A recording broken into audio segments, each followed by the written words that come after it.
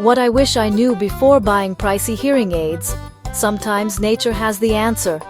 Instead of feeling helpless about hearing loss, discover a remedy you can make at home. Let's talk about a natural formula that could change the way you listen. As we age, it's normal for our senses to fade a bit, especially hearing. But did you know there's a simple, natural remedy that could restore your hearing by up to 87%? If you're noticing the TV gets louder or conversations feel muffled, this might be for you. First, a quick heads up: hearing loss comes in different types. Some can be fixed with medical treatment, but others, like sensorineural hearing loss, are trickier. That's where this home remedy can help. All you need is 3 cloves of garlic and a bit of olive oil. Peel and crush the garlic, then mix with olive oil.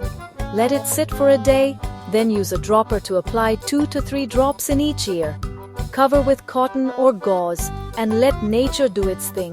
Remember, this isn't a miracle cure for everyone, but many have noticed big improvements. And always check with your doctor before trying anything new. Give your ears some natural love, and you might just hear the world in a whole new way.